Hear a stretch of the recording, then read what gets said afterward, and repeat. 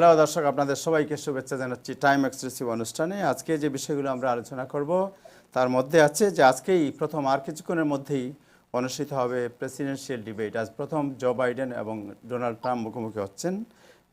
এই বিষয়টি আজকে হয়তো আমরা আলোচনা শেষের দিকে করতে পারি।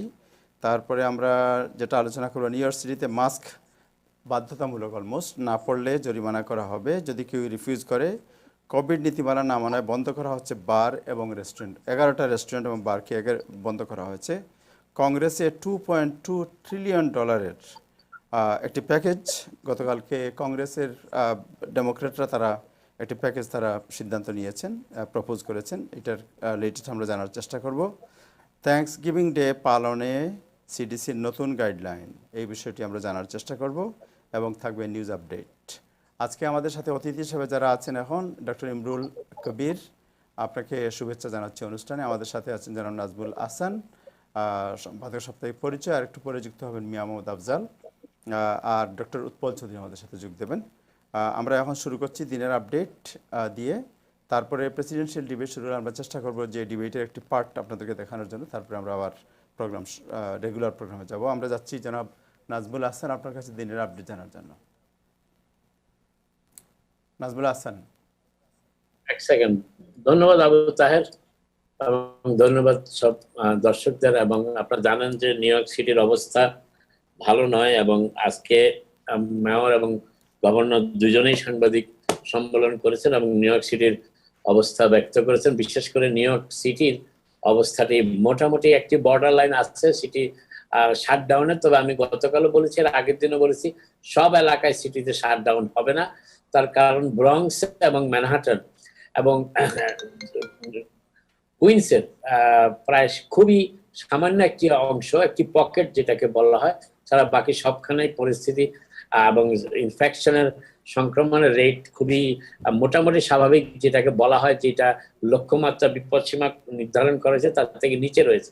নিউ ইয়র্ক সিটিতে 148টা জিপ কোড আছে, তার ভিতরে মাত্র 9টি জিপ কোডে 3% উপরে সংক্রমণের হার, এবং সেখানেই মোটামুটি বিপদ সংকেত হিসেবে ধরা হচ্ছে। আমি গত কয়েকদিন ধরে বলেছি যে এগুলো প্রিডমিনেন্টলি জুইশ এরিয়া, জুইশ লোকজন এখানে থাকেন বেশি, এবং তাদের একটি উৎসবের সপ্তাহ গেছে 10 দিন, ইয়ম কপুর, যেটি তাদের সবচেয়ে বড় ধর্মীয় উৎসব।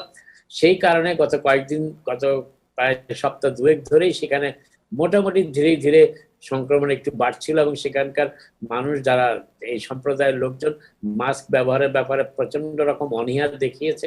সেই জন্য এটি বাড়ছে বলে সিটি হেলথ ডিপার্টমেন্ট এখনো মনে করছে। তবে তারা আজকে সিটির হেলথ কমিশনার ডাক্তার চকসি এবং ডাক্তার কার্স, তারা দুজনেই বলেছেন যে যথাসাধ্য চেষ্টা করা হচ্ছে সংক্রমণটা থামানোর জন্য, এবং সংক্রমণ তারা যে টেস্ট এবং ট্রেসিং ডিপার্টমেন্টকে ব্যাপকভাবে ব্যবহার করছেন, এবং তারা আশা করছেন যে হয়তো বিপদের অবস্থাটা একটু হলো ঠেকানো যাবে, কিন্তু এখনো বলা মুশকিল। মেয়র বলেছেন তিনি পরিস্থিতি পর্যবেক্ষণ করছেন, এবং আজকে মেয়র বলেছেন যে নিউ ইয়র্ক সিটিতে যারা মাস্ক ব্যবহার করবে না, যদি তাদেরকে দেখা যায় এবং তাদেরকে যদি মাস্ক দেওয়া হয়, তারা যদি সেটা রিফিউজ করে, তখন তাদেরকে জরিমানা করা হবে। অর্থাৎ কেউ মাস্ক ব্যবহার করতে অনীহা প্রকাশ করলে তাদেরকে জরিমানা করা হবে। গভর্নর অবশ্য আরো একটু কঠিন অবস্থা যারা কথা বলেছেন, তিনি নিউ ইয়র্কে এই আইন শৃঙ্খলা পরিস্থিতিকে শুরু করে সার্বিক নিউ ইয়র্ক সিটির যে অবস্থা এখন, সেটি নিয়ন্ত্রণে আনার জন্য ন্যাশনাল গার্ড মোতায়েনের প্রস্তাব দিয়েছেন, এবং এই ব্যাপারে অবশ্য সিটি প্রশাসন এখনো কোনো মন্তব্য করেনি। তবে নিউ ইয়র্ক সিটির যে অবস্থা, আরেকটি বিশেষ খবর আমি সবার আগে বলে রাখি, সেটা আজকে নিউ ইয়র্ক স্টেটের গভর্নর কিন্তু বাহির থেকে যারা আসবেন, অন্যান্য দেশ থেকে যারা আসবেন, তাদের উপরে কোয়ারেন্টাইন জারি করেছেন, এবং বাংলাদেশ তার ভিতরে অন্তর্ভুক্ত আছে। আমি দেশগুলোর নাম বলবো, যে দেশগুলো ছাড়া পৃথিবীর বাকি সবগুলো দেশ থেকেই যাত্রীরা যখন নিউ ইয়র্কে আসবেন তাদের বাধ্যতামূলকভাবে 2 সপ্তাহের কোয়ারেন্টাইনে যেতে হবে। আমি লিস্টটা পরে বলছি, আগে নিউ ইয়র্কের অবস্থাটা একটু বলে দিই। আমি আগেই বলেছি যে নিউ ইয়র্ক সিটিতে গতকাল মেয়র যে হিসাবটা দিয়েছেন, তাতে দেখা যাচ্ছে যে নিউ ইয়র্ক সিটিতে হসপিটাল গতকালকের জন্য, গত পরশুদিন ইনফ্যাক্ট যে টেস্ট নেওয়া হয়েছে, তাতে পজিটিভ রেট ছিল 3.25%, এবং কিন্তু যদি এক সপ্তাহের হিসাবের গড়পড়তা দেখা হয়, তাহলে গড়ে দৈনিক এবার এই সংক্রমণ ছিল 1.38%। এবং সেটি সেখানে একটু আসার কথা বলা হচ্ছে যে কয়েকটি পয়েন্টে এটি বেড়েছে, কিন্তু অন্যান্য পয়েন্টে মোটামুটি স্থিতিশীল রয়েছে এবং অনেক ক্ষেত্রে 1%-এর নিচেও রয়েছে। বিশেষ করে ব্রঙ্কসের কয়েকটি পয়েন্টে 1%-এর নিচেও সংক্রমণের রেট, যখন একসময় ব্রঙ্কসকে আমার মনে হয়েছিল বিপজ্জনক এলাকা হিসেবে, সেটি আর নাই। আরেকটি জিনিস হচ্ছে যেটা আজকে বলেছেন, আজকে নিউ ইয়র্কের জন্য আরেকটি গুরুত্বপূর্ণ বিষয় হচ্ছে যে প্রায় 300,000 স্টুডেন্ট ছাত্র আজকে স্কুলে ফিরে গিয়েছে ইন পার্সন লার্নিং এ। আগামী 1 তারিখ আরো 500,000 মতন স্কুল ছাত্রের পর্যায়ক্রমিক ভাবে ব্লেন্ডেড লার্নিং এ স্কুল অংশ নেওয়ার কথা রয়েছে। এবং মেয়র কিন্তু এর পাশাপাশি এটাও বলেছেন যে নিউ ইয়র্ক সিটির রেট, যদি ইনফেকশন রেট, সংক্রমণের হার যেটাকে আমরা বলি, শতকরা 3% অতিক্রম করে, আবারও বলছি যদি শতকরা 3% অতিক্রম করে, তাহলে তিনি নিউ ইয়র্ক সিটির সকল স্কুল পাবলিক স্কুল বন্ধ করে দেবেন। সেই সিদ্ধান্তে তিনি এখনো অটল আছেন এবং তিনি বলেছেন, যদিও অনেক ক্ষেত্রেই দেখা যাচ্ছে যে যেভাবে সংক্রমণ বাড়ছে এবং ইতিমধ্যেই নিউ ইয়র্ক সিটির অ্যাভারেজ প্রায় গড়ে 7 দিনের অ্যাভারেজ 1.3 হলো, গত কয়েকদিনের অ্যাভারেজে তা একটু বাড়তে শুরু করেছে। এবং যেভাবে স্কুল খুলছে এবং সংক্রমণ যদি ঠেকানো না যায়, তাহলে স্কুল পুনরায় চালু করার ব্যাপারটি এখন মোটামুটি একটি সন্দেহের ভিতরে চলে আসছে, আশঙ্কার ভিতরে চলে এসেছে। তবে মেয়রের কথা মেয়র রাখবেন বলে তিনি বলেছেন যে 3% হলেই তিনি তা বন্ধ করে দিবেন। আরেকটি জিনিস হচ্ছে যে নিউ ইয়র্ক সিটির যে 9টি জিপ কোডে এই এই সংক্রমণটা বেড়েছে, তার ভিতরে প্রায় 60টি জিপ কোডই হচ্ছে ব্রুকলিনে, আর 2টি হচ্ছে কুইন্সে, একটি রিগো পার্কে, একটি কিউ গার্ডেন্স হিলসে, আর বাকি 7টি কিন্তু ব্রুকলিনে। এবং এই 9টি জিপ কোডের বাসিন্দারা হচ্ছেন মাত্র 7% নিউ ইয়র্ক সিটিতে, কিন্তু তাদের সংক্রমণের হার 25%। অতএব তাদের এটিও একটি বিপজ্জনক সীমা বলা হচ্ছে। তো মোটামুটি নিউ ইয়র্ক সিটির মেয়র আজকে যেটি বলেছেন যে তারা চেষ্টা করছেন এবং তারা যথাসাধ্য তাদের সর্বশক্তি নিয়োগ করেছেন কিভাবে ঠেকানো যায়। এবং মেয়র আজকেও বলেছেন, যদিও তিনি এখনো ঘোষণা দেননি পসিবল লকডাউনের কথা তিনি বলেছেন, তবে লকডাউনটা সিলেক্টিভ হবে। এটাও বলা হচ্ছে যে যে সমস্ত এলাকায় সংক্রমণ নেই, সংক্রমণ হার 1% কিংবা সামান্য বেশি কিংবা তার থেকে কম, সেখানে লকডাউনের প্রশ্ন ওঠে না। তবে যে সমস্ত এই 9টি জিপ কোড কিন্তু এখনো লকডাউনের টার্গেট। মোটামুটি এই হচ্ছে নিউ ইয়র্কের সিটির অবস্থা, যেখানে মেয়র আজকে বলেছেন হসপিটাল অ্যাডমিশন ছিলেন 71, যেখানে মাত্র 16% ছিলেন positive new York city public হাসপাতালগুলোতে। এবং নিউ ইয়র্ক সিটিতে রিপোর্টেড কোভিড কেস হিসেবে রিপোর্ট করা হয়েছে 338টি, যে বিপদ সীমা হচ্ছে 500টি, এবং পজিটিভ চিহ্নিতেছেন 3.25%, যেটা আমি আগেও বলেছি, এবং 7 ডে অ্যাভারেজে ছিল 1.38%।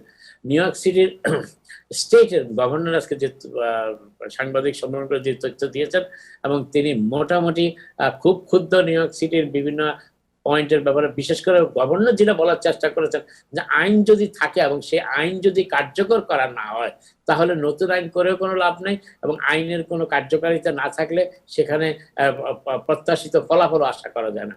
নিউ ইয়র্ক সিটি এই ব্যাপারে অত্যন্ত লিবারেল বলে গভর্নরের ধারণা, এবং গভর্নর সেক্ষেত্রে বলেছেন যে প্রয়োজনে তিনি ন্যাশনাল গার্ড নিয়োগ করতে চান। একটু আগে তাহের বলেছেন যে 11টি রেস্টুরেন্ট বন্ধই করে দেওয়া হয়েছে। গভর্নর এই ব্যাপারে খুব সজাগ। এবং আরেকটি ব্যাপার হচ্ছে আগামীকাল থেকে নিউ ইয়র্ক সিটির রেস্টুরেন্টে ইনডোর ডাইনিং ওপেন করা হচ্ছে, সেটাও মোটামুটি অনেক আশঙ্কা করছেন সেখানেও সংক্রমণ কিছুটা বাড়তে পারে যদি মানুষ সতর্ক না থাকে। তবে গভর্নর আজকে যে কথাটি বারবার বলার চেষ্টা করেছেন সেটা হচ্ছে যে সকলকে মাস্ক ব্যবহার করতে হবে। এবং আমরা আজকে গত কয়েকদিন আগে যে অবস্থায় ছিলাম, যে ভালো অবস্থায় ছিলাম, তার একমাত্র কারণ ছিল, মূল কারণ যেটা তিনি ব্যাখ্যা করেছেন, সেটি হচ্ছে মাস্ক ব্যবহার করা, এবং সকলকে মাস্ক ব্যবহার করার জন্য তিনি বলেছেন, এবং প্রয়োজনে শাস্তিমূলক ব্যবস্থার কথা তিনি আজকে আবার স্মরণ করে দিয়েছেন। সেই সাথে মেয়র বলেছেন যে গতকাল নিউ ইয়র্ক স্টেটে, যে স্টেটে প্রায় 19.5 মিলিয়ন লোকের বসবাস, সেখানে 88,231 টেস্ট হয়েছে। এবং এই গত কয়েক মাসের ভিতরে সেকেন্ড ডেতে যেখানে সংক্রমণের হার 1000 অতিক্রম করেছে। গতকাল নিউ ইয়র্ক স্টেটে কোভিড-19 পজিটিভ চিহ্নিত হয়েছেন 1189, 1199 জন মানুষ, এবং যেটা পার্সেন্টেজ রেট 1.35%। যদিও এর আগের দিন সামান্য কম সংখ্যক টেস্টে প্রায় 55,000 টেস্ট ছিল এর আগের দিন, সেখানে পজিটিভ ছিল 1.50। এবং গভর্নরের হিসাব অনুযায়ী হসপিটালে ভর্তি হয়েছেন সমগ্র নিউ ইয়র্ক স্টেটে কোভিড-19 আক্রান্ত 571 541, এর আগের দিন ছিলেন 543। গতকাল নিউ ইয়র্ক স্টেটে কোভিড-19 আক্রান্ত হয়ে প্রাণ হারিয়েছেন 2 জন মানুষ। এবং আমি একটু আগেই বলেছি যে নিউ ইয়র্ক গভর্নর আজকে বলেছেন যে নিউ ইয়র্ক স্টেটের 20টি জিপ কোড, তার মধ্যে 9টি নিউ ইয়র্ক সিটিতে, বাকি 11টি নিউ ইয়র্ক স্টেটের অন্যান্য অঞ্চলে, বিশেষ করে রকল্যান্ড কাউন্টিতে আছে বেশ কয়েকটি, যেটাকে ওয়েস্ট নিউ ইয়র্ক বলা হয়। এবং সেখানে এই 20টি জিপ কোডই কিন্তু যেখানে সংক্রমণের হার 5%, 5%-এর বেশি। ওভারঅল নিউ ইয়র্ক স্টেটের সংক্রমণের হার 1.35%। আর এই 20টি জিপ কোড হলো 5%। মোটামুটি হচ্ছে নিউ ইয়র্ক সিটি এবং নিউ ইয়র্ক স্টেটের অবস্থা, যেটা আমি বলেছি। ন্যাশনাল গার্ড মনোনয়ন নিয়োগ করার প্রস্তাব দিয়েছেন গভর্নর, এবং তিনি তা করতেও পারেন। মোটামুটি আজকে তাকে মোটামুটি বেশ নিউ ইয়র্ক সিটির উপরে বেশ ক্ষুব্ধ তাকে মনে হয়েছে, বিশেষ করে নিউ ইয়র্কের প্রশাসন যেভাবে কোভিড-19 সহ আইন শৃঙ্খলা পরিস্থিতি, অন্যান্য বিষয়গুলো যেভাবে মোকাবিলা করছে, তাতে গভর্নর মোটেও সন্তুষ্ট নন। তিনি তার অসন্তোষ আজকে প্রকাশ করেছেন। আমি যে কথা আবার বলছি, ইন্টারন্যাশনাল ট্রাভেলার, আজকে গভর্নর কুমো এক্সিকিউটিভ অর্ডারে, এতদিন তো ছিল যুক্তরাষ্ট্রের অন্যান্য স্টেটগুলো থেকে আসলে যাদের কোয়ারেন্টাইন ছিল বাধ্যতামূলক, যেখানে কোভিড-19 সংক্রমণের হার বাড়তির দিকে ছিল, সেই স্টেটগুলোর তালিকায় 2টি স্টেটকে আজকে যোগ করা হয়েছে। আমি ইন্টারন্যাশনাল ট্রাভেলারটা একটু পরে বলছি। সেখানে কলোরাডো আজকে যোগ করা হয়েছে, কিন্তু আরিজোনা এবং ভার্জিনিয়াকে বাদ দেওয়া হয়েছে। কলোরাডো নতুন করে যোগ করা হচ্ছে। এবং যে 31টি স্টেট ছাড়া, 31টি রাষ্ট্র অর্থাৎ কান্ট্রি যেটাকে বলা হয় ছাড়া, বাকি সবগুলো দেশ থেকে যারা আসবেন, নিউ ইয়র্ক দিয়ে যারা, নিউ ইয়র্কের 3টি বিমানবন্দর দিয়ে যারা প্রবেশ করবেন, তাদেরকে বাধ্যতামূলকভাবে 14 দিনের কোয়ারেন্টাইনে যেতে হবে। এবং শুধু তাই নয়, তাদেরকে বিমানবন্দরে নামার পূর্বেই তাদেরকে ডিপার্টমেন্ট অফ হেলথের, যুক্তরাষ্ট্রের ডিপার্টমেন্ট অফ হেলথের যে ফর্মগুলো আছে সেগুলো ফিল আউট করতে হবে এবং তা দিতে হবে যথাযথ জায়গায়, সেন্টারগুলোতে। এবং যে 31টি দেশ এই গভর্নর কুমোর কোয়ারেন্টাইন তালিকার বাইরে রয়েছে, আমি সেই দেশগুলোর নাম বলে যাই, বাকি সবাই কিন্তু ভিতরে এই 31টি দেশ ছাড়া। সেটি হচ্ছে American Samoa, Anguilla, Bonaire, Brunei, Cambodia, Cayman Islands, Dominica, Falkland Islands, Fiji, Germany, Greenland, Grenada, Canada নয় কিন্তু Grenada, Isle of Man, Laos, Macau, Marshall Islands, Mauritius, Micronesia, Montserrat, New Caledonia, New Zealand, Palau, Saba, Saint ব্রিটানেরি, Saint Kitts and Nevis, Saint Lucia, Saint Pierre, Saint Eustatius, এগুলো সব ছোট দ্বীপ, Taiwan, Thailand এবং Timor. অর্থাৎ দেখা যাচ্ছে পাকিস্তান, ভারত এবং বাংলাদেশ, নেপাল, ভুটান, এরা সবাই কিন্তু এই কোয়ারেন্টাইন তালিকার আওতায় চলে আসছে, শ্রীলঙ্কাও। তো যাই হোক, মোটামুটি এই হচ্ছে অবস্থা। সেখানে যে গভর্নরের যে নির্দেশনা আজকে বাধ্যতামূলক কোয়ারেন্টাইন। আরেকটি জিনিস হচ্ছে, আমরা গত কয়েকদিন ধরে বলছি যে কোভিড-19 সংক্রমণের হার যুক্তরাষ্ট্রের বেশ কয়েকটি স্টেটে বাড়তে শুরু করেছে, এবং এবং ইতিমধ্যেই বেশ কয়েকটি স্টেটে সেটা শতকরা 25% হারে বেড়েছে। এবং ডক্টর ফাউচিও আজকে বলেছেন যে যুক্তরাষ্ট্রে মোটামুটি পরিস্থিতি এখন বেশ ব্যাগতিক, এবং এই সংক্রমণের হার এখন বাড়তির দিকে, কমার কোনো লক্ষণ আপাতত তিনি দেখতে পাচ্ছেন না, এটাও তিনি বলেছেন। আজকে নতুন একটি স্টাডি রিলিজ হয়েছে, তাতে দেখা যাচ্ছে মাত্র 10% সমগ্র আমেরিকাতে যারা কোভিড-19 আক্রান্ত হয়েছেন, তাদের ভিতরে শতকরা 10 জন মাত্র অ্যান্টিবডিজ ডেভেলপ করতে পেরেছেন, এবং যেটি অ্যান্টিবডি ক্রিয়েট করার, সৃষ্টি করার ক্ষেত্রে যথেষ্ট নয়। অতএব হার্ড ইমিউনিটি যথেষ্ট হচ্ছে না। অতএব কোভিড-19 সার্সে যারা কোভিড-19 যে সার্সে যে ইমিউনিটি আমাদের পাওয়ার কথা ছিল, সেটি আমরা পাচ্ছি না আপাতত। অতএব ভ্যাকসিন আবিষ্কৃত না হওয়া পর্যন্ত কোভিড-19 সাথে আমাদের এইভাবেই মোকাবিলা করতে হবে, যেভাবে এতদিন আমরা করে এসেছি। যদিও চিকিৎসার ক্ষেত্রে কিছুটা উন্নতি লক্ষ্য করা গেছে, কিছুটা কোভিড-19 চিকিৎসার ক্ষেত্রে কিছুটা পরিবর্তন এসেছে, কিছুটা উন্নতিও লক্ষ্য করা যাচ্ছে। আজকে নিউ ইয়র্ক টাইমসে একটি খবর বেরিয়েছে, সেটি হচ্ছে যে এই সামারের সময় স্কুলের ছাত্রছাত্রীরা যাতে স্কুলে ফিরে যেতে পারে, সেই ব্যাপারে নেতিবাচক কোনো ঘোষণা না দেওয়ার জন্য সেন্টার ফর ডিজিজ কন্ট্রোলকে প্রেশার সৃষ্টি করেছিলেন ট্রাম্প অ্যাডমিনিস্ট্রেশন। সেই ব্যাপারে আজকে নিউ ইয়র্ক টাইমস একটি খবর ছেপেছে এবং তারা বলেছে যে এই ব্যাপারে সিডিসি মোটামুটি খুব ব্যাগতিক অবস্থায় ছিল, যে জন্য তারা প্রেসিডেন্টের ট্রাম্প প্রশাসনের নির্দেশনা মানতে গিয়ে তারা অনেকখানি ট্রান্সপারেন্সি তারা হারিয়েছেন। স্টিমুলাসের ব্যাপারে আজকে নতুন আশার বাণী একদিকে পাওয়া গেছে, আরেকদিকে হতাশার চিত্রটাও তার পাশাপাশি ফুটে উঠেছে। আশার বাণী করতে পারি 1 মিনিট, ডিবেটটা শুরু হয়েছে, আমরা স্টিমুলাসটা আপনার কাছে আবার আসি, সবাই একটু বলবে ডিবেটটা একটু জাস্ট 1 মিনিট আমরা ডিবেটে যাচ্ছি। আমরা দর্শক আমরা সরাসরি প্রেসিডেন্সিয়াল ডিবেট দেখতে সরাসরি সেখানে যাচ্ছি মাত্র 1-2 মিনিটের জন্য, তারপরে আবার স্টিমুলাস প্যাকেজ এবং অন্যান্য যে বিষয়গুলো নাজমুল সাহেব বলছিলেন সেটা আমরা শুনতে আসবো। Thank you.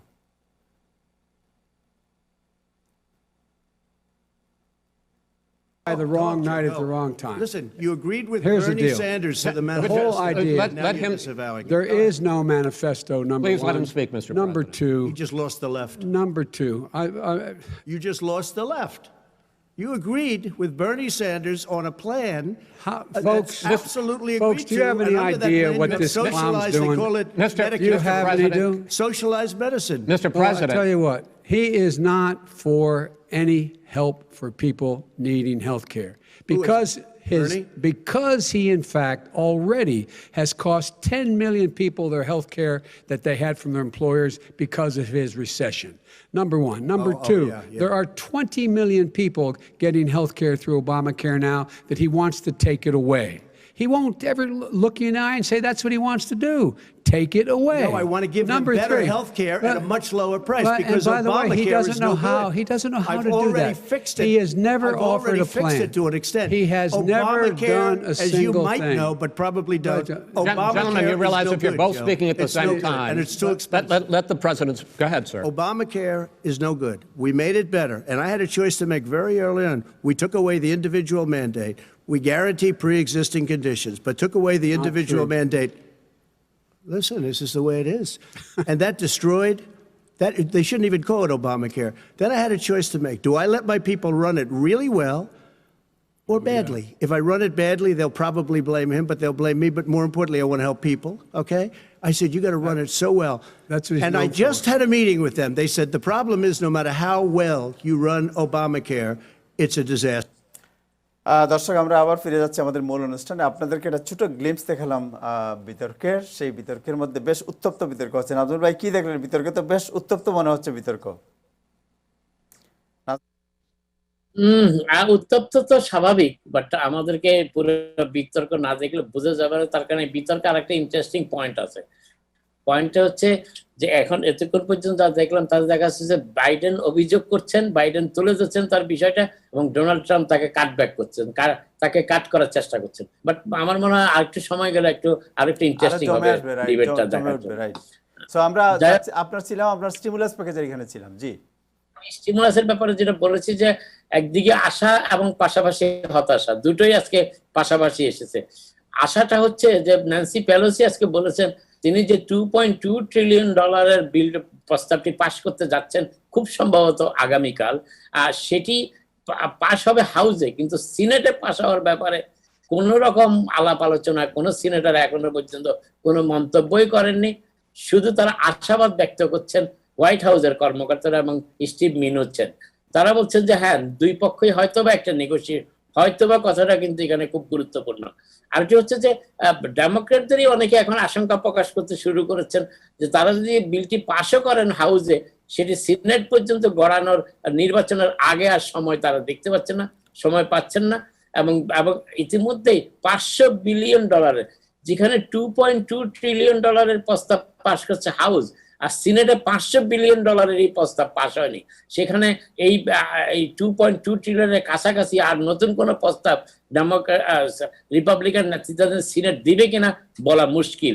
তবে ন্যান্সি পেলোসি এই মুহূর্তে একটু আশাবাদী। তার আসার কারণটা হচ্ছে যে স্টিভ মিনুচেনের সাথে তার একটি মোটামুটি ওয়ার্কিং রিলেশনশিপ সৃষ্টি হয়েছে, এবং তিনি আশা করছেন মিনুচেন হয়তো রিপাবলিকান সিনেটরদেরকে কনভিন্স করতে সক্ষম হবেন বিলটির ব্যাপারে। কিন্তু মিনুচেনও খুব যে বেশি আশাবাদী এত বড় অঙ্কের বিলের ব্যাপারে, এবং প্রেসিডেন্ট ট্রাম্প শেষ পর্যন্ত $2.2 ট্রিলিয়নে রাজি হবেন কিনা, তার কারণ এখানে মূল ব্যাপারটা হচ্ছে যে প্রেসিডেন্ট ট্রাম্প বলার চেষ্টা করছে, ট্রাম্প অ্যাডমিনিস্ট্রেশন লোকজন, যে আমরা দিতে চেয়েছিলাম, এরা এত বেশি অর্থ খরচ করছে যেটা আমেরিকার পক্ষে সম্ভব নয়। আর রিপাবলিকানরা ডেমোক্রেটরা বলার চেষ্টা করছে যে স্টেট গুলো এখন খুব অসুবিধায় আছে, মানুষ অসুবিধা আছে, আনএমপ্লয়মেন্ট তাদের পাওয়া দরকার, $600 করে প্রতি সপ্তাহে সেটা কন্টিনিউ করা দরকার। $1200 একটি প্রস্তাবে তারা আরেক এককালীন দেওয়ার কথা বলেছে। $1200 ব্যাপারে 3 পক্ষই রাজি হয়েছিল, কিন্তু 1.5 মাস আগে, কিন্তু শেষ পর্যন্ত এটি আর কার্যকর হয়নি। প্রেসিডেন্ট ট্রাম্পের পক্ষে যেটি সম্ভব ছিল যে ফেমার অর্থ থেকে তিনি $300 করে নিউ ইয়র্ক স্টেটের লোকজনদেরকে, আনএমপ্লয়েডদেরকে 6 সপ্তাহ দিয়েছেন। অন্যান্য স্টেট যারা আবেদন করেছিল তারা 5 সপ্তাহ করে পেয়েছে।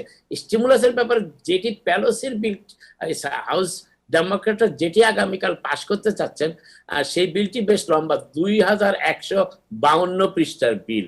আর সব হাউস মেম্বারদের সেটি পড়ারও এনাফ সময় নাই বিল দেওয়ার আগে। তবে বিলের মূল যে বিষয়গুলো কালকে পাশ হচ্ছে, সে যে আপনারা জানেন যে ইতিমধ্যেই এর আগে গত মে মাসে $3.3 ট্রিলিয়ন একটি বিল হাউসে পাশ হয়েছিল। সেটা কিন্তু যেহেতু সিনেটে এই ব্যাপারে আর কোনো অগ্রসর হয়নি, সেই বিলটি আর অগ্রসর হয়নি। নতুন করে তারা আরেকটি বিল তুলেছে। এবং সিনেট যদি, এখানে একটা কথা আমি দর্শকদের স্মরণে রাখতে চাই, হাউসের যতবারই বিল পাশ হোক না কেন, তা কোনো সময় আইনে পরিণত হয় না বিল যতক্ষণ পর্যন্ত সিনেটের অ্যাকশন না হয়। এবং সিনেটেও যদি ডিফারেন্ট বিল পাস করা হয়, সেটা একটি কনফারেন্স কমিটিতে বসে সেই বিলের দুইটি বিলের ভিতরে আবার সমঝোতা করতে হয়, আবার পুনরায় সিনেট এবং হাউসে ভোটে পাঠাতে হয়। অতএব এটি একটি জটিল প্রসেস। আমেরিকানরা অনেক ভাগ্যবান, কারণ এই জন্য ভাগ্যবান আমি বলছি যে কেয়ারস অ্যাক্টটি যখন পাশ করানো হয় তখন এই বিষয়গুলো সেভাবে রিপাবলিকান এবং ডেমোক্রেটরা দেখেনি। আমেরিকার মানুষ অসহায় অবস্থায় ছিল, হঠাৎ করে প্যান্ডেমিকটা এসেছে, সেই জন্য তারা দ্রুত পাশ করেছে। কিন্তু তার পরবর্তীতে শুরু হয়েছে রাজনীতি। যাই হোক, যে বিল, যে কথাগুলো ছিল এই ডেমোক্রেটদের বিলে এখনো আছে, এবারও আছে, তার মধ্যে রয়েছে $600 pandemic enhanced unemployment benefit, $1200 stimulus payment আরেকবার, তারপর 436 বিলিয়ন ছিল স্টেট এবং লোকাল গভর্নমেন্টের জন্য, 225 বিলিয়ন রয়েছে স্কুলগুলোর জন্য, 75 বিলিয়ন রয়েছে করোনা ভাইরাস টেস্টিং এর জন্য,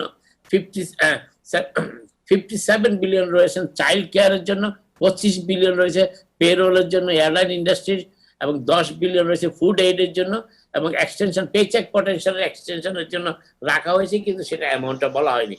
তো এখন পর্যন্ত যে আশার কথা হচ্ছে এটি, কিন্তু হতাশার কথা হচ্ছে রিপাবলিকানরা এই ব্যাপারে কোনো প্রকার আগ্রহ এখনো পর্যন্ত দেখাননি। আগামীকাল দেখাবেন কিনা সেরকম কোনো ইঙ্গিতও পাওয়া যাচ্ছে না। এবং ডেমোক্রেটদের অনেকেই এখন হতাশা ব্যক্ত করছেন যে এটা এমন একটি রাজনৈতিক ফুটবল খেলায় পরিণত হয়েছে যে রাজনৈতিক ফুটবল খেলায় রিপাবলিকানরা মোটামুটি একটু এগিয়ে আছে। তার কারণটা হচ্ছে তারা যখন প্রস্তাব করেছিল $1.3 ট্রিলিয়ন, ন্যান্সি পেলোসি সেটা 3.3-তে শক্ত অবস্থানে ছিলেন, তিনি এখন 2.2-তে নেমে এসেছেন, কিন্তু রিপাবলিকানরা সেখানে আর নামতে চাচ্ছে না। রিপাবলিকানরা $500 বিলিয়ন প্রস্তাবই পাস করেনি গত মাসে। অতএব বিষয়টি মোটামুটি বেশ জটিল। প্রেসিডেন্ট ট্রাম্পের ভূমিকাটাও এখানে কেমন হবে বলা মুশকিল, কারণ প্রেসিডেন্ট ট্রাম্পের কথাও রিপাবলিকানরা শুনেনি। প্রেসিডেন্ট ট্রাম্প চেয়েছিলেন $500 বিলিয়ন প্রস্তাবটি পাস হোক, রিপাবলিকানরা সেটাও শুনতে চাননি। আর রিপাবলিকানরা এখন মোটামুটি ট্রাম্পকে খুশি রাখতে চাচ্ছেন অ্যামি ব্যারেটকে কনফার্ম করে সুপ্রিম কোর্টের চিফ জাস্টিস হিসাবে, চিফ জাস্টিস, সাধারণ জাস্টিস হিসাবে, যিনি রুথ বেডার গিন্সবার্গের স্থলাভিষিক্ত হচ্ছেন। মোটামুটি এই হচ্ছে আজকের অবস্থা। পরবর্তীতে আবার কথা হবে। আপনারা সবাই ভালো থাকুন। থ্যাংক ইউ জনাব নাজমুল হাসান। থ্যাংক ইউ দর্শক, আপনারা যেটা শুনলেন জনাব নাজমুল হাসানের কাছ থেকে, এই বিষয়ে বিস্তারিত জানাবেন জনাব মিয়াম্মদ আফজাল একটু পরে। আমরা এখন যাব ডক্টর ইমরুল কবির আপনার কাছে। যে আপনি তো আজকে কথা বলেছিলেন যে সেপ্টেম্বর বা এই ফলে আমাদের কি ধরনের স্বাস্থ্য সচেতনতা দরকার, সে বিষয়ে আপনি আলোচনা করবেন। Please go ahead. জি, থ্যাংক ইউ তাহের ভাই। এর আগেও এই বিষয় নিয়ে আমরা আরেকবার টপিকে কথা বলেছিলাম। সেপ্টেম্বর হচ্ছে ফল প্রিভেনশন মান্থ। সেপ্টেম্বরকে ডেজিগনেট করা হয় আমাদের ফেডারেল গভর্নমেন্ট থেকে, সিডিসি থেকে। কেন, এটাও আমি উল্লেখ করেছিলাম গতবার। তো এটা খুবই ইম্পর্টেন্ট জানার জন্য যে আমেরিকাতে প্রতি বছর 25,500 বয়স্ক মানুষ বা সিনিয়র্স তারা পড়ে যাওয়ার কারণে মারা যায়। তো পড়ে যাওয়ার কারণে যে অ্যাক্সিডেন্টালি হঠাৎ করে মারা যাচ্ছে তাদের সংখ্যা এত বেশি যে প্রতি 14 সেকেন্ডে একজন বয়স্ক মানুষ আমাদের হসপিটালের ইমার্জেন্সিতে আসে আমেরিকাতে এই পড়ে যাওয়ার ফলে। এবং এটার সম্ভাবনা মহিলাদের দ্বিগুণ বেশি। তো এবং মহিলা যাদের পড়ে যায় তাদের ফ্র্যাকচার হওয়ার সম্ভাবনা অনেক বেশি। তো পড়ে যাওয়ার ফলে দুটো জিনিস হয়, একটা হচ্ছে ফ্র্যাকচার হয়ে যাওয়া, আরেকটা হচ্ছে ট্রমাটিক ব্রেন ইনজুরি বা মাথায় আঘাত পাওয়া। তো এই দুটো কারণে একটা পেশেন্ট কিন্তু বা একটা মানুষ কিন্তু পার্মানেন্টলি ডিসেবলড হয়ে যেতে পারে। তখন সে বিছানায় পড়ে যেতে পারে বা হুইল চেয়ারে পড়ে যেতে পারে, বা তার লং টার্ম কেয়ারের প্রয়োজন হতে পারে। এখন এটার সংখ্যা এতটাই বেশি যে দেখেন যে এই বছর যাদের বয়স 65-র উপরে তাদের 3 জনের মধ্যে একজন পড়ে যাবে। যাদের বয়স 80-র উপরে তারা এই বছরে তাদের মধ্যে 2 জনের মধ্যে একজন পড়ে যাবে। তো নাম্বারটা এতই হাই। তো সেই জন্যই আমাদের সরকার ডেসিগনেট করেছে সেপ্টেম্বরকে যে ফল প্রিভেনশন মান্থ, এবং এই ফলের কারণে যে অন্যান্য সমস্যাগুলো তৈরি হয় একটা মানুষের, সেটা লং টার্ম বা সেটা একটা পার্মানেন্ট ড্যামেজ হয়ে যায়, বা সেটা একটা মানুষের মৃত্যুর কারণ হতে পারে। হয়তো তারা তাৎক্ষণিকভাবে মারা যাচ্ছে, বা ইভেনচুয়ালি তাদের যেই বয়স সীমা যেটা আয়ুটা সেটা কমে যাচ্ছে এই পড়ে যাওয়ার সেকেন্ডারি ইফেক্টসে। এখন এটা কি কি কারণে হতে পারে? 5টা মেজর কারণ। নাম্বার 1 হচ্ছে মেডিকেশনস। তো এই জন্য আপনি ডক্টর বা ফার্মাসিস্টের সাথে কথা বলবেন, আপনারা কি ধরনের ওষুধ খাচ্ছেন। এক একটা ডক্টর আপনাকে এক এক ধরনের ওষুধ দিচ্ছে, সেগুলো একটা ককটেল হয়ে যাচ্ছে। আপনারা হয়তো ঘুমের ওষুধ খাচ্ছেন, হয়তো ডিপ্রেশনের ওষুধ খাচ্ছেন, হয়তো মাসেল রিল্যাক্সেন্ট খাচ্ছেন, সিজার ওষুধ খাচ্ছেন, বিভিন্ন গাইনি ডক্টর, কিডনি ডক্টর বিভিন্ন ওষুধ দিচ্ছে, এগুলো নিয়ে কথা বলবেন। দ্বিতীয়টা হচ্ছে যে আপনার যদি লং টার্ম কোনো রোগ থাকে, যেরকম ফর এক্সাম্পল আপনার যদি আগে স্ট্রোক থাকে, যদি আপনার পার্কিনসন স্ট্রোক থাকে, যদি আপনার হাঁটুতে আর্থ্রাইটিস থাকে, এই ধরনের ডিজিনেস যদি থাকে, আপনার ভার্টিগো বা অন্যান্য সমস্যা যদি থাকে, সেটার জন্য আপনার ব্যালেন্সের প্রবলেম হতে পারে। 3 নম্বর হচ্ছে আপনার যদি শরীরে দুর্বলতা থাকে, ফর এক্সাম্পল আপনি হাঁটুর শক্তি নেই, আপনি হঠাৎ করে পড়ে গেলেন, এটা হচ্ছে 3 নম্বর। আর 4 নম্বর বিষয় হচ্ছে চোখের জ্যোতিটা। তো এই জন্য প্রতি বছরই আপনাকে চোখের ডাক্তার দেখাতে হবে, আপনার সমস্যা থাকুক বা না থাকুক। আপনি যদি চশমা পরেন তারপরেও চশমাতে কোনো যদি আপনার পাওয়ার চেঞ্জ না হয়, তারপরেও চোখের ডাক্তার প্রতি বছর দেখাতে হবে। আপনার গ্লুকোমা হয়ে যেতে পারে, আপনার ডায়াবেটিক রেটিনোপ্যাথি হতে পারে, আপনার চোখের পাওয়ার চেঞ্জ হতে পারে। তো বিভিন্ন রকম সমস্যা হতে পারে, এই জন্য চোখের ডাক্তারকে অবশ্যই দেখাতে হবে। চোখ বন্ধ করলে দেখবেন যে আমাদের ব্যালেন্স এমনিতেই কমে যায়। চোখের যদি আপনার জ্যোতি চেঞ্জ হয় বা অন্যান্য সমস্যা তৈরি হয়, তখন আপনার ব্যালেন্স নষ্ট হয়ে যেতে পারে বা কমতে পারে। তো এই সেকশন গুলো আপনাদের একটু খেয়াল রাখতে হবে, এই পয়েন্টস গুলো, এবং সে অনুযায়ী আপনার ডক্টরদের সাথে রেগুলারলি কথা বলতে হবে যে কি কি আপনাদের সমস্যা হচ্ছে, এবং যদি আপনি কখনো মাথা ঘুরে এবং পড়ে যাওয়ার যে রিস্ক থাকে সেটা সাথে সাথে ডাক্তারকে জানাবেন। এছাড়া আপনার পরিবার মেম্বারদেরকে জানাবেন, জাস্ট ইন কেস আপনারা যদি বাথরুমে পড়ে যান, আপনার বাসায় যদি কেউ না থাকে, বাসার সবাই যদি কলেজে থেকে কাজে থাকে, আপনি যদি বাসায় একা থাকেন এবং বাথরুমে পড়ে যান, তখন কিন্তু আপনি আটকা পড়ে যেতে পারবেন। আপনি কিন্তু তখন কেউ রেস্কিউ করার মতো বা আপনাকে ওখান থেকে উদ্ধার করার মতো কেউ থাকবে না। তো সেই জন্য ফ্যামিলিকে জানাতে হবে, এবং আপনাদের হোমের যে এনভায়রনমেন্ট আছে সেটাকেও টেক কেয়ার করতে হবে। তো এখন এটার জন্য কি কি আপনার চিকিৎসা নির্ভর করবে যে এটার কারণটা কি। এখন যদি হোমে হ্যাজার্ড থাকে, বাসার এনভায়রনমেন্ট ঠিক করতে হবে। আপনার বাথরুমে, কিচেনে, বিভিন্ন জায়গায় পর্যাপ্ত পরিমাণ লাইট থাকতে হবে। জায়গায় জায়গায় কোনো ছোটখাটো তার এটা সেটা রাখা যাবে না। সিঁড়ি উঠে নামার সময় সাবধানে উঠানামা করবেন। যদি আপনার মাথায় ঘোরানো রোগ থাকে, সেই জন্য আপনি নিউরোলজিস্টের সাথে ডেফিনেটলি কথা বলবেন। ম্যাকলিসিন নামে যদি কোনো ওষুধ খেয়ে থাকেন, ডেফিনেটলি নিউরোলজিস্টের সাথে কথা বলে সেটার চিকিৎসা করাবেন। এবং সেটার জন্য আপনি অ্যাপ্লিস ম্যানিউভার নামে একটা চিকিৎসা করতে পারেন ফিজিক্যাল থেরাপিতে। ওষুধ নিয়ে আপনি ডক্টর বা ফার্মাসিস্টের সাথে কথা বলবেন। তো এরকম অনেক ধরনের চিকিৎসার ধরন আছে। এখন মহিলাদের ক্ষেত্রে বিশেষ করে এই জন্য বলছিলাম যে বাংলাদেশি, বিশেষ করে এশিয়ান মহিলা বাংলাদেশি, তাদের ক্ষেত্রে যখন ফ্র্যাকচার হয় তখন কিন্তু সহজে জোড়া লাগে না। বিশেষ করে যাদের বয়স বেশি, অস্টিওপোরোসিস থাকে যাদের, অস্টিওপোরোসিস একটা রোগ যেটা আপনার হাড়টাকে নরম করে দেয়, ভিতর থেকে ফাঁকা করে দেয়। যদি আপনার ফ্র্যাকচার হয়, সাথে সাথে আপনার একে তো ভেঙে যেয়ে সরে যায় ভাড়টা, আরেকটা হচ্ছে যে এই ফ্র্যাকচারটা বেশিরভাগ হিপে বা হাতের জয়েন্টে হয়। হিপে যদি হয় আপনার কোমরে, তাহলে কিন্তু আপনি বিছানায় শুয়ে পড়বেন, হুইল চেয়ারে বসে পড়বেন, আপনার কিন্তু অনেক দিন ভুগতে হবে, হয়তো আপনি আর কোনোদিন হাঁটতে পারবেন না। তো সেই জন্য এই রোগ সম্বন্ধে আপনার জানতে হবে যে আপনার অস্টিওপোরোসিস আছে কিনা, বা ব্যালেন্স হারায় যাওয়ার সম্ভাবনা বা পড়ে যাওয়ার সম্ভাবনা আছে কিনা। এই নিয়ে ডেফিনেটলি আপনাকে জানতে হবে, কথা বলতে হবে। এবং এই নিয়ে আমরা বিভিন্ন রকম সেমিনার করছি, বিভিন্ন জায়গায় এক্সারসাইজ দেখাচ্ছি, বিভিন্ন ডায়েট নিয়ে কথা বলছি। আপনাদের ক্যালসিয়াম, ভিটামিন ডি, দুটো জিনিস অবশ্যই রাখতে হবে খাবারে। তো এগুলি নিয়ে আমরা আরো আপনাদের সাথে কথা বলবো, এবং বিশেষ করে হেলথ সেক্টরে আমরা আরো কথা বলবো। যে আজকে আপনারা জানেন যে ফার্স্ট ডিবেট হচ্ছে আমাদের 2020 প্রেসিডেন্সিয়াল ইলেকশনের, এবং হেলথ কেয়ার কিন্তু খুবই ইম্পর্টেন্ট একটা ইস্যু। এবং হেলথ কেয়ার খুবই ইম্পর্টেন্ট ইস্যু দুটো কারণে এই বছর, বিশেষ করে একটা হচ্ছে কোভিড-19 প্যান্ডেমিক, যেটার জন্য আমাদের ফেডারেল গভর্নমেন্ট যে রেসপন্সটা কিরকম ছিল, আরেকটা হচ্ছে যে আমাদের ভ্যাকসিন কবে বের হবে বা কখন ভ্যাকসিন বের হলে কতটা ইফেক্টিভ হবে।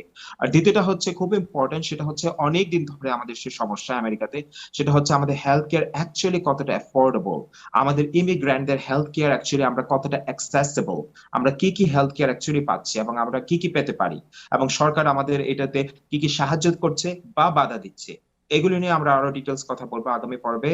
আজকের মতো এই পর্যন্তই, ধন্যবাদ তাহের ভাই। Thank you Imrul. আচ্ছা, আপনার সাথে যারা অনেকেই ফোন করেন যোগাযোগ করার জন্য, আপনার সাথে কোন নাম্বারে যোগাযোগ করতে পারবেন? আপনারা আমাকে যোগাযোগ করতে পারেন 718-844-4872। আবার বলছি 718-844-4872 এই নাম্বারে। থ্যাংক ইউ ইমরুল, আপনাকে থ্যাংক ইউ সো মাচ। দর্শক, আমাদের সাথে যুক্ত হয়েছেন ডক্টর উৎপল চৌধুরী, আমরা ওনার সাথে কথা বলবো, এবং মিয়ামুদ আফজার আছেন, ওনার সাথে কথা বলবো একটা ছোট্ট বিরতির পর। আমাদের সাথেই থাকুন।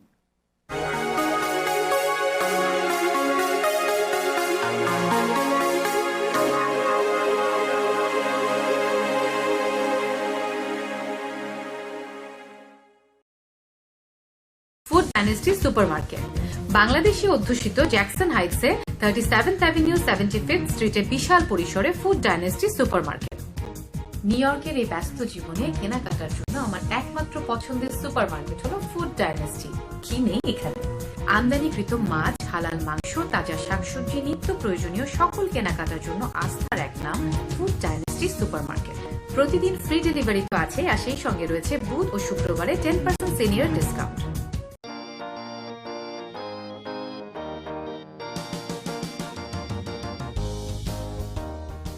Dr. Kamal, MBBS. Ronnie, MA LLB. Shuman, MSc Engineering. Shahnaz, MSc Former Teacher, Dhaka University. None of them knew about People and Tech. If they did, they would not be doing such odd jobs. Engineer Mr. Hanif assures that he will not let a single educated immigrant perform odd job. No more odd job. Change your life and lifestyle. পরিবার নিয়ে সুন্দর পরিবেশে ঐতিহ্যবাহী বাংলাদেশি খাবার উপভোগ করতে আজই চলে আসুন সুলতানস ডাইনে। সুলতানস ডাইনের বিশেষত্ব হচ্ছে কাচ্চি বিরিয়ানি, মোরগ পোলাও সহ সব ধরনের কাবাব। এছাড়াও রয়েছে দক্ষিণ পূর্ব এশিয়ার জনপ্রিয় খাবার দোসা, থালি, চিকেন 65, ললিপপ চিকেন। প্রতি বৃহস্পতিবার রয়েছে বিয়েবাড়ির ঐতিহ্যবাহী স্পেশাল মেনু, বিয়েবাড়ির কাচ্চি, রোস্ট পোলাও, জালি কাবাব, শামী কাবাব, বোরহানি, জর্দা ফিরনি সহ মুখরোচক সব খাবার। আমাদের রয়েছে যে কোনো অনুষ্ঠানের জন্য কেটারিং ও ফ্রি ডেলিভারির সুবিধা। রাজার মতো খেতে চাইলে আসুন সুলতানস ডাইনে। Sultan's Dine, 11023 Jamaica Avenue, Richmond Hill, New York 11418.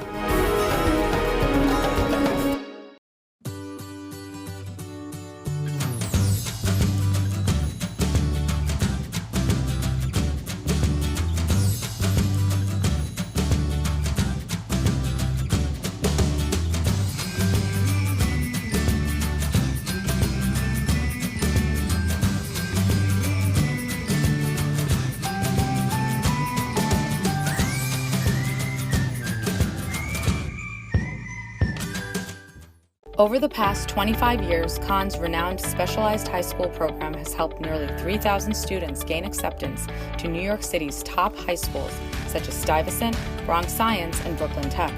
Our team of education experts creates original KT diagnostic exams and constantly updates our curriculum so our students gain acceptance to the best high schools in New York City. Parents can trust Khan's. Call today for 2 free classes. একটি বাড়ি, একটি স্বপ্ন, low income, no problem, স্বপ্ন হবে সত্যি। আমরা আছি আপনার পাশে সব সময়। Meadowbrook Financial Mortgage Bankers, mortgage financial নিয়ে দীর্ঘ 15 বছরের অভিজ্ঞতা আমাদের। আমাদের অফিস সপ্তাহের 7 দিনই খোলা। আমাদের বৈশিষ্ট্য ব্যক্তিগত পরামর্শ, ফ্রি অ্যাপ্রুভাল, কম interest rate, fast closing, investment দ্রুত এবং বিশ্বস্ত। If we pre-approve you, we guarantee a closing. Meadowbrook Financial Mortgage Bankers, 3265 31st Street, Long Island City, NY 11106.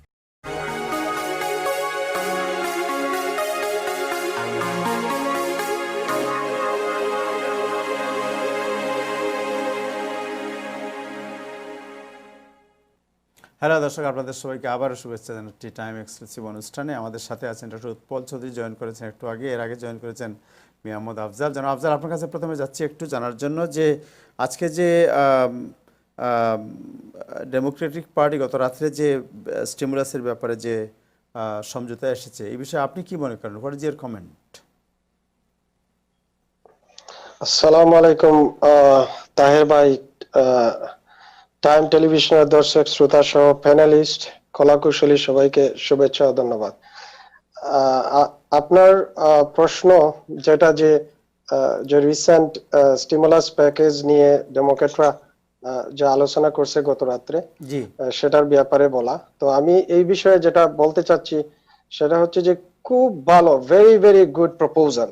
আমি বলবো এটা ডেমোক্রেট নিয়ে আসছে এই কারণে যে আপনার যে সমস্ত কন্টেস্টাস ইস্যুস ছিল ওগুলাকে একটা সমন্বয় করে খুব ভালো একটা বিল নিয়ে আসছেন ডেমোক্রেট, এবং এই বিল হাউসে উপস্থাপন করবেন আমাদের নিউ ইয়র্কেরই কংগ্রেসম্যান নিদা লাউই, ওনাকে দায়িত্ব দেওয়া হয়েছে। এবং আজকে কংগ্রেসের ডেমোক্রেটদের মধ্যে এই বিল সম্বন্ধে আলোচনা করা হবে। সিনিয়র ডেমোক্রেটরাই বিলের প্রপোজাল নিয়ে আসছে, সব ডেমোক্রেটের ভিতরে আজকে আলোচনা হয়ে সেটা এই সপ্তাহেই হাউসে এটা প্রপোজালটা ভোটিং এর জন্য পেশ করা হবে। তো এটা যেহেতু খুব ভালো বিল, এই কারণে বলছি যে এটা পেলোসির কথা থেকে বোঝা যাচ্ছে, উনি বলছেন যে কথা এই বিলের ব্যাপারে, Democrats are making good on our promise to compromise with this updated bill which is necessary to address the immediate health and economic crisis facing America working families right now. উনি যেটা বলতে চাচ্ছেন সেটা বলতে চাচ্ছেন যে বর্তমানে আমেরিকার যারা কর্মজীবী পরিবার আছে তাদের স্বাস্থ্য এবং অর্থগত এই সংকটের কথা বিবেচনা করে ডেমোক্রেটরা যে কমিটমেন্ট করেছিল জাতির কাছে যে আমরা কম্প্রোমাইজ করতে যাব আমাদের আগের হিরোজ অ্যাক্টের যেটা পাশ করছিলাম, সেটা প্রতিফলিত হয়েছে সেটা। এবং আমি মনে করি এটা প্রতিফলিত হয়েছে এই জন্যই যে আপনি দেখেন যে আগের বিলে 3.4 ট্রিলিয়ন ডলারের বিল ছিল, এটা কিন্তু ডেমোক্রেটরা এখন 2.2 ট্রিলিয়ন ডলারে নিয়ে আসছে, অর্থাৎ অলমোস্ট মোর দেন 1 ট্রিলিয়ন ডলার তারা বাদ দিয়ে দিছে। এটা বড় ধরনের একটা কম্প্রোমাইজ যেটা পেলোসি বুঝাতে চাচ্ছেন। আরেকটা হলো যে আগে 915 বিলিয়ন ডলার যেটা লোকাল এবং স্টেট ফান্ডিং এর জন্য হিরোজ অ্যাক্টে ছিল, ওটাকে নামিয়ে তারা 4.36 বিলিয়ন ডলারে নিয়ে আসছে। এটার একটা কারণও আছে, এটার কারণ হচ্ছে যে আপনার যে আগে যে মনে করা হচ্ছিল যে কোভিড এর কারণে লোকাল গভর্নমেন্ট এবং স্টেট তারা হয়তো রেভিনিউ কালেকশন বা ট্যাক্স কালেকশন ওভাবে করতে পারবে না, সুতরাং কোভিড এর করে যখন ওপেনিং শুরু হয়েছে তখন দেখা যাচ্ছে অনেক স্টেট ওই রেভিনিউ কালেকশনের ক্ষেত্রে অনেক অগ্রগতি দেখাইছে। এই কারণে আগে যে পরিমাণ অর্থ দরকার ছিল এই পরিমাণ অর্থ আর তাদের প্রয়োজন নাই, এই কারণে তারা 4 দিয়ে 4.36 ট্রিলিয়ন ডলারে আসছে। আরেকটা খুব ভালো দিক সেটা হচ্ছে যে এখানে প্রপোজ করা হয়েছে যারা নিডি ফ্যামিলি, যারা স্ন্যাপের উপরে ডিপেন্ডেন্ট, এখানে 15% তাদের স্ন্যাপ মানে ফুড স্ট্যাম্প ইনক্রিজ করার প্রস্তাব করা হয়েছে, এবং additional aid for small business airline industries যেটা আগের বিলে ছিল না, এবং এই কারণে আপনার রিপাবলিকানরা সংক্ষুব্ধ ছিল, এইটা কিন্তু এবার এড করা হয়েছে। সো এটা যদি সব বিবেচনায় যদি দেখা যায় তাহলে কিন্তু তাদের যে গ্যাপটা এটা অনেক ন্যারো হয়ে আসছে 2.2, এবং রিপাবলিকানরা অলরেডি 1.5 ট্রিলিয়ন ডলারে তারা সম্মত হয়েছে। তো এটা যেহেতু এখনো প্রপোজাল, আমি বলতে চাচ্ছি না যে এটা পাস হয়ে গেছে, এটা প্রপোজাল, তবে উই এক্সপেক্ট দ্যাট এটা ডেমোক্রেটিক ফ্লোরে হাউসের ইউনিভার্সালি পাস হবে, এতে কোনো সন্দেহ নেই ডেমোক্রেটরা।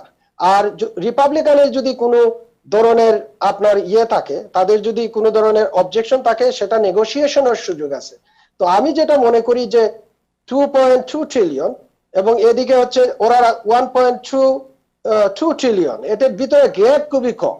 আমি মনে করি যে মাঝামাঝি একটা অবস্থায় এটা পাস করা সম্ভব এবং ইমিডিয়েটলি আমেরিকান পিপলদের কাছে এই মানি চলে যাওয়া দরকার। মানুষ এখন অনেক সংকটের ভিতরে আছে, তাদের যে এই স্টিমুলাস আনএমপ্লয়মেন্ট $300 সেটাও নাই, $1,200 $500 যেটা আসার কথা ছিল যে ব্যাক টু ব্যাক, এটা যখন দেওয়া হয়েছিল তারপরেই আসলে হয়তো আমেরিকার অর্থনীতিতে গতি আসছে, সেভাবে গতি আসছে না। সুতরাং people doesn't like this political game. এখন যেহেতু ডেমোক্রেটরা তারা অনেকটা আগেই আসছে এবং কিছু যে আপনার $1,200 আর যে $400 যেটা এই দুইটা $1,200 আর $1,200 আর $500 to direct payment to American families, এখানে এটা কিন্তু বাইপার্টিসান সাপোর্ট আছে, এখানে কারো কোনো আপত্তি নাই। এই বিলের ক্ষেত্রে যেটা স্টিকিং পয়েন্ট হতে পারে সেটা হচ্ছে যে $600 আনএমপ্লয়মেন্ট বেনিফিট এন্ড $436 বিলিয়ন যেটা আপনার লোকাল এন্ড সিটি ফান্ডিং এর ক্ষেত্রে এখানে ডিবেট হতে পারে। ডিবেট হওয়ার পরে এটা হয়তো ডেমোক্রেটরা আরো ছাড় দিবে, যেহেতু আমি বলছি সিটি এবং স্টেটরা রেভিনিউ কালেকশনে অনেক অগ্রগতি দেখাইছে, এই কারণে হয়তো ওটা আরো কমে আসতে পারে। আর $600 এর ক্ষেত্রে হয়তো আগে একটা কথা উঠছিল 300 বা 400, হয়তো 600 না হয়ে হয়তো নেগোশিয়েট করে এটা 500 হতে পারে, 3, I don't know what gonna be, but there will be something and there should be something before the election. মানুষের যে অর্থনৈতিক অবস্থা এবং মানুষের ভিতরে যে অর্থনৈতিক সংকট বিরাজ করছে, এই নভেম্বরের পরে ইলেকশন হবে, তারপরে প্রেসিডেন্ট ওয়ার্ক করবেন, তারপরে টাকা দিবেন, এই সময় মানুষের নাই। American working families need money right now and we want the Democrat and Republican to stop political game and immediately do something for direct payment to the American people, $1,200 and $500 for dependent and $600 or whatever they're going to be agreed for unemployment payment. And এই $600 কিন্তু এই বিলের ভিতরে আছে এবং এটা জানুয়ারি 2021 পর্যন্ত এটা প্রস্তাব করা হয়েছে। সো আমি মনে করি is a very very good bill এবং আমি আশাবাদী যে সেটা হয়তোবা দুদল একটা ইয়ের ভিতরে ওই আন্ডারস্ট্যান্ডিং এর ভিতরে এসে পাস করবে। এবং আমি একটা উদাহরণ আজকে সকালে দিতে চাই যে আজকে সকালে একটা নিউজে আপনার শুনছি যে আজকে সকালে প্রায় 50 minute House Speaker Nancy Pelosi and Steve Mnuchin টেলিফোনে আলাপ করছেন। এখন চিন্তা করে দেখেন 50 মিনিট আলোচনা, এটা খুব হৃদ্যতাপূর্ণ না হলে, খুব আন্ডারস্ট্যান্ডিং এর ভিতরে না হলে এই 50 মিনিট আলোচনা করা যায় না। এই জন্য বোঝা যাচ্ছে যে উভয় পক্ষই একটা আন্ডারস্ট্যান্ডিং এ এসে যে এই জরুরি পয়সা যেটা দরকার আমাদের direct payment to Americans to make the economy rolling and $600 for unemployment benefit, এটা really needed for American people and we want them to get it done this week. Thank you we so don't much. have time. Thank you জনাব Mohammad Afzal, thank you আপনাকে। আমরা যাচ্ছি doctor Utpal Chowdhury আপনার কাছে। আপনি জানেন একটি নিউজ আজকে আছে, কমো কলস for aggressive targeting of corona virus cluster in new York city. আপনি জানেন যে নিউ ইয়র্ক সিটিতে আবার ক্লাস্টার দেখা যাচ্ছে বিভিন্ন জায়গায়, 11টি জিপ কোডের কথা আগেও আমরা আলোচনা করেছি একটু আগে, এবং আরও বিভিন্ন জায়গায় যেটা সংক্রমণের যে প্রাদুর্ভাব। আপনি তো হাসপাতালে কাজ করেন, আপনি আরও ভালো বলতে পারবেন। হোয়াট ইজ ইউর এক্সপিরিয়েন্স, আপনাদের কি মনে হয়? ধন্যবাদ তাহির ভাই। অ্যাকচুয়ালি এখন দেখা যাচ্ছে করোনা ভাইরাসের একটু আপটিক হচ্ছে বিভিন্ন জায়গায়। তার মধ্যে ওরা সিলেক্ট করেছে 9টা জায়গাকে, বিশেষ করে ব্রুকলিন এবং কুইন্সে। এখানের মধ্যে যেটা জড়িত সেটা হচ্ছে অর্থোডক্স, যেটা জিউস পিপলদের কথা বলা হচ্ছে, এবং সেই ক্ষেত্রে কারণ ওই কমিউনিটিতে একটু বেশি পরিমাণে হওয়ার কারণও আছে যে ওনারা বলা হচ্ছিল যে মাস্কটা বেশি পরিধান করতেন না। তো এখন ওদের লিডাররা এবং বিভিন্ন জন ওদেরকে প্রস্তাব দিচ্ছে যে মাস্ক পরিধানের জন্য, এবং সেই ক্ষেত্রে আমরা আরো মানে ভীতস্তব্ধ এই কারণে যে সামনে শীতকাল চলে আসছে এবং তার মধ্যে যে ফ্লু এবং ঠান্ডার যে প্রাদুর্ভাব, সেই ঠান্ডার মধ্যে করোনা ভাইরাস যে অন্যান্য বিভিন্ন জায়গায় আমরা দেখেছি ইউরোপ থেকে যে একটা সেকেন্ড ওয়েভের কথা বলা হচ্ছে, সেই সেকেন্ড ওয়েভটা আবার হচ্ছে কিনা, এবং এটা যেটা বাড়া শুরু করেছে সেটা উত্তর বেড়ে যাচ্ছে কিনা, হ্যাঁ, সেটা একটা মানুষের মধ্যে প্রশ্ন দেখা দিয়েছে। এবং আমি বিভিন্ন হসপিটালে যে কাজ করছি, শুনতে পাচ্ছেন ভাই? জি শুনতে পাচ্ছি, জি শুনতে পাচ্ছি। হ্যাঁ, হসপিটালে যেখানে আমি বিশেষ করে আমি ওই কমিউনিটির আশেপাশের একটা হসপিটালে কাজ করছি, সেটা হচ্ছে যে নিউ ইয়র্ক কমিউনিটি হসপিটাল। আমি লাস্ট শনি রবিবারে কাজ করে আসছি, দেখছি যে কিছু কিছু লোক এবং ওই কমিউনিটিরই করোনা পজিটিভ নিয়ে আসছে। হ্যাঁ, তো সেই কারণে যে পার্সেন্টেজের কথা বলা হচ্ছে এখানে 3% বেড়ে গেছে, সে 3% অন অ্যান অ্যাভারেজ যদি আপনার 3% হয়ে যায় বা 3% এর বেশি হয়ে যায়, তখন স্কুল বন্ধ করার কথা যেমন মেয়র মহোদয়ের মাথার মধ্যে আছে। এবং এছাড়াও যে গভর্নর কো বলছেন যে অ্যাগ্রেসিভ হবেন করোনা ভাইরাসের পরিস্থিতি মোকাবেলা করার জন্য। তো ওর একটা অংশ হিসেবে এখন আমরা দেখতে পাচ্ছি যে কয়েকটা বারের লাইসেন্স বাতিল করা হয়েছে, যে কারণে তারা করোনার যে সমস্ত প্রিন্সিপাল, সেই প্রিন্সিপাল গুলো মানা হয়নি বলে ওই বারের লাইসেন্স বাতিল করা হয়েছে।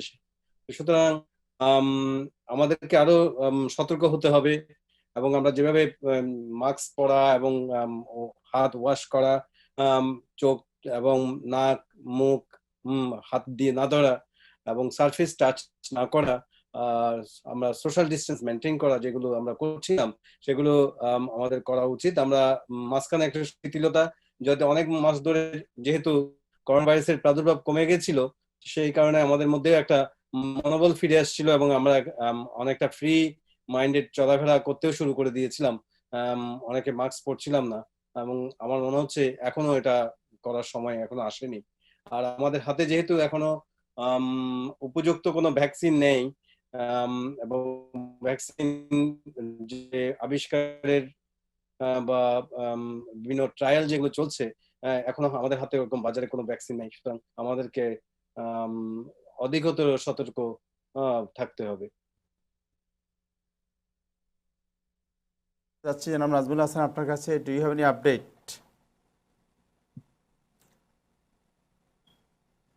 আপনার সাউন্ড আনমিউট করতে হবে নাজমুল হাসান। একটা আপডেট আছে, সেটা হচ্ছে সেন্সাসের ব্যাপারে। জি, আপনারা জানেন যে সেন্সাসের 30শে সেপ্টেম্বর অর্থাৎ আগামীকাল সেন্সাসটি শেষ হয়ে যাওয়ার কথা। সেন্সাসের ফর্ম ফিল আউট, সেন্সাসের কার্যক্রম কিন্তু শেষ হচ্ছে না, আর সেন্সাসের মানুষের অংশগ্রহণ ফর্ম ফিল আউটের ডেট আগামীকাল শেষ হয়ে যাওয়ার কথা। একটি আদালতের গিয়েছিল সেন্সাসের যারা অ্যাক্টিভিস্ট তাদের পক্ষ থেকে, এবং আদালত ট্রাম্প প্রশাসনের উপর ইনজাকশন জারি করেছিল। কিন্তু আজকে আমি সেন্সাসের ওয়েবসাইটে দেখতে পাচ্ছি তারা বলছে যে সেন্সাস শেষ হয়ে যাচ্ছে অক্টোবরের 5 তারিখ। আপাতত অক্টোবরের 5 তারিখ এটি শেষ দিন সেন্সাসের। তবে আপনারা যারা এখনো সেন্সাস ফর্ম পূরণ করেননি, তারা আগামীকাল ভিতরে করাটা আমার মনে হয় নিরাপদ, কারণ এই জিনিসটা অনিশ্চিত এখন মনে হচ্ছে। যে কেসের ব্যাপারটা তো আমরা লেটেস্ট এখনো কিছু আসছেনি, ট্রাম্প প্রশাসন আপিল করেছে কিনা সেটাও এখানে উল্লেখ নেই, কিন্তু উল্লেখ আছে যে অল অফিসেস অফ সেন্সাস মানে schedule to finish off their work by October 5। তো মোটামুটি এটি আরেকটি বিষয় যেটা আমি বলে রাখি, যে অহেতুক সন্ত্রস্ত হওয়ার কোনো, আতঙ্কিত হওয়ার কোনো কারণ নেই করোনা ভাইরাসের ব্যাপারে। সেটি আতঙ্কিত হলে কিন্তু অবস্থা আরো একটু ব্যাগতিক হবে। আতঙ্কিত না হয়ে বরং সবাই সোশ্যাল ডিস্টেন্সিং মেনটেন করে মাস্ক ব্যবহার করাটাই মোটামুটি বাধ্যতামূলক। আবার অনেকে খুব ফ্যাশনেবল মাস্ক ব্যবহার করছেন, দেখা গেছে যে এগুলো অনেক ক্ষেত্রে আর কার্যকর না। যেটা ডবল লেয়ারের মাস্ক, আমার মনে হয় ডাক্তার উৎপল আর একটু ভালো বলতে পারবেন, ডবল লেয়ারের মাস্ক ব্যবহার করা খুব উপযোগী। এবং অনেকে যে পেপার মাস্ক এখনো ব্যবহার করছেন, এগুলি ফিউ আওয়ার্সের জন্য ভালো, বাট লং টার্ম ইউজের জন্য এগুলি ভালো না, বলার চেষ্টা করা হচ্ছে। এবং বাজারে এখন অনেক ফেক মাস্ক আছে যেগুলি কার্যকরভাবে এফেক্টিভ না, আবার অনেক মাস্কে বিভিন্ন রকম ছিদ্র দেখা যাচ্ছে, সেটাও কিন্তু খুব এফেক্টিভ মাস্ক না আমি যতটুকু জেনেছি। তবে কাপড়ের ডবল লেয়ারের মাস্ক যেগুলো, আর KN95 মাস্ক কিন্তু ওয়াশেবল না, এটা কিন্তু ওয়ান টাইম ইউজ, এটা মনে রাখতে হবে। এবং এটা সার্জিক্যাল মাস্ক, অতএব সার্জিক্যাল মাস্ক ব্যবহার না করে ডাবল লেয়ারিং মাস্ক ব্যবহার করাটা এয়ার পার্টিকেল বন্ধ করার জন্য খুবই এফেক্টিভ বলে ডাক্তার এবং স্বাস্থ্যকর্মীরা জানিয়েছেন। এবং আরেকটা জিনিস যেটা আমি মনে করি যে সবার পকেটে কিন্তু গ্লাভস থাকলে ভালো, গ্লাভস যদি না থাকে ডেফিনেটলি হ্যান্ড স্যানিটাইজারের ছোট একটি বোতল থাকা উচিত। এবং সবাই উচিত নিউ ইয়র্ক স্টেট যে বিনামূল্যে যে স্যানিটাইজারের রিফিলটা দেয় সেইটি ব্যবহার করা, কারণ আমরা জানি কিছুটা আগে সেন্টার ফর ডিজিজ কন্ট্রোল বেশ কিছু হ্যান্ড স্যানিটাইজারের ব্যাপারে এগুলো নকল বলে দাবি বলেছিল, এবং সেটা যেন আমাদের স্মরণে থাকে।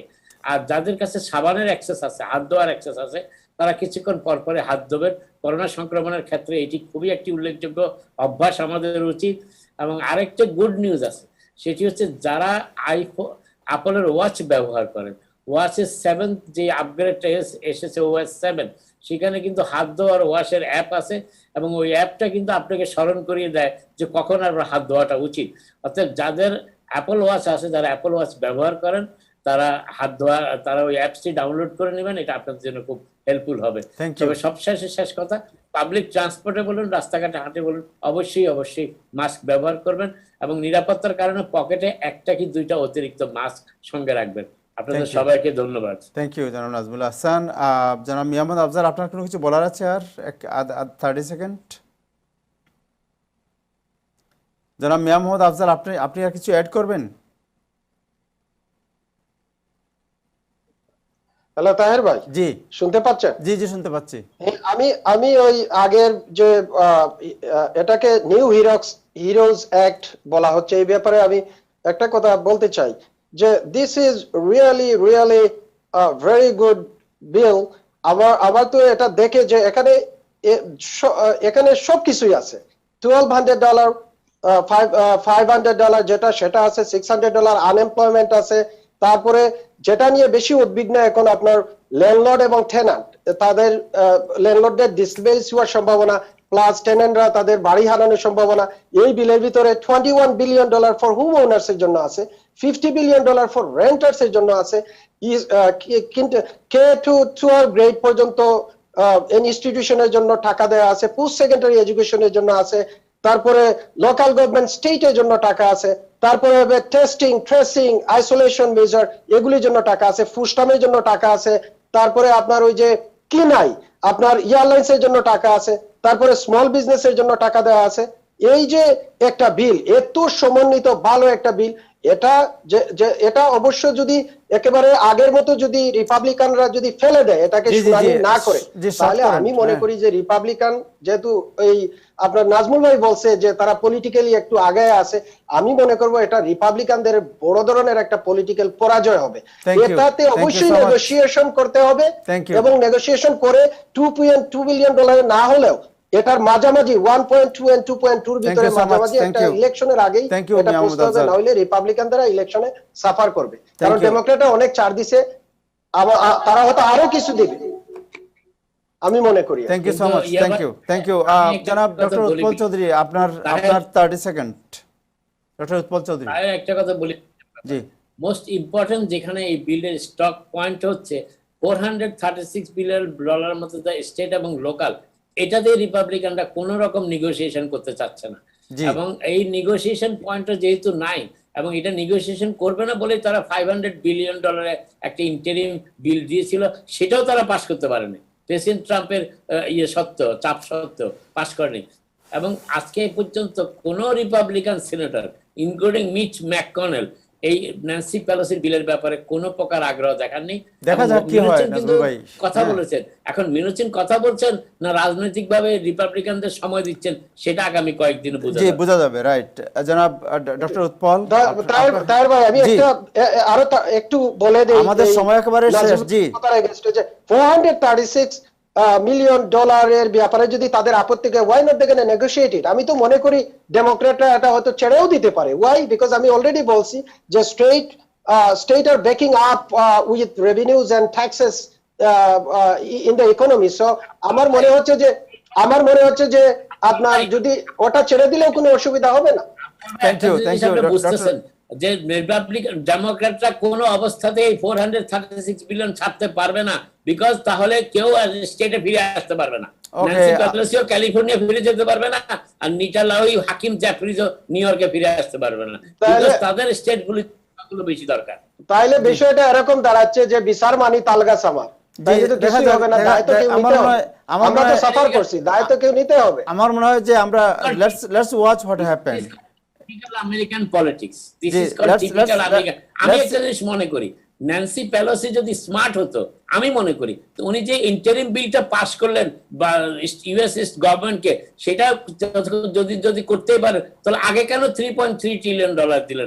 আগে তো ওনার উচিত ছিল 1200 এবং 600টা পাস করিয়ে। লেটস সি হোয়াট হ্যাপেন, আমাদের সময় শেষ হয়ে গেছে একেবারে। ডক্টর উৎপল চৌধুরী, আপনার কাছে যাচ্ছি যে আপনার যদি লেটেস্ট কোনো পরামর্শ থাকে আমাদের ভিউয়ারদের উদ্দেশ্যে বলবেন প্লিজ। আচ্ছা, করোনাকে ভয় পেয়ে নয়, করোনাকে জয় করতে হবে। কারণ হচ্ছে করোনা নিয়েই আমাদের বাঁচতে হবে। আমরা এখনো জানি না যে আমরা করোনা ভাইরাসটা কখন আমাদের থেকে চলে যাবে এবং পুরো পৃথিবী থেকে পৃথিবীকে আবার মুক্ত করে দেবে। যেমন 1918 সালে যেমন স্প্যানিশ ফ্লু হয়েছিল এবং এটা সেখানে যেমন অনেক মানুষ মারা গিয়েছিল, এবারেও আমাদের করোনাতে প্রায় 8 লাখ মানুষের মতো প্রাণহানি ঘটেছে পুরো পৃথিবীতে। এবং সেই ক্ষেত্রে এখন পর্যন্ত আমাদের যেহেতু করোনার কোনো উপযুক্ত ভ্যাকসিন আসে নাই, আমাদেরকে সাবধানতা অবলম্বন করতে হবে, আমরা যেভাবে করে আমরা আগে চলে আসলাম।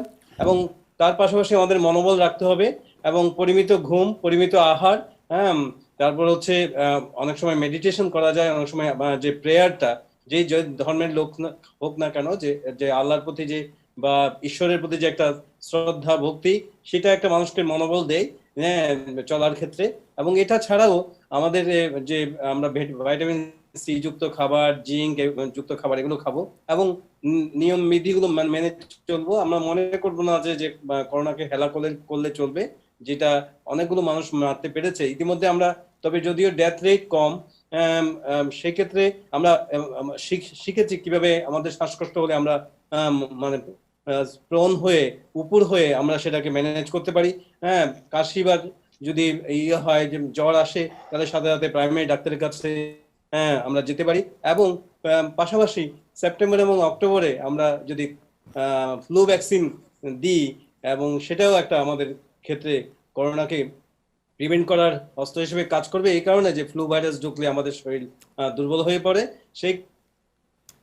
সেই দুর্বলতার সুযোগ নিয়ে করোনা ভাইরাস ঢুকে। থ্যাংক ইউ তাহের ভাই, ধন্যবাদ। Thank you so much, thank you. আমি কৃতজ্ঞতা জানাচ্ছি ডক্টর উৎপল চৌধুরী আপনাকে, জনাব মোহাম্মদ আফজাল, জনাব নাজমুল হাসান এবং ডক্টর ইমরুল কবির আপনাকে। দর্শক, আজকে এ পর্যন্তই। আগামীকাল আবার দেখা হবে। আমরা আপনাদেরকে লেটেস্ট আপডেট জানাবো। স্টিমুলাসের কোনো আপডেট থাকলে আমাদের টাইম টেলিভিশনের পর্দায় চোখ রাখবেন সবসময়।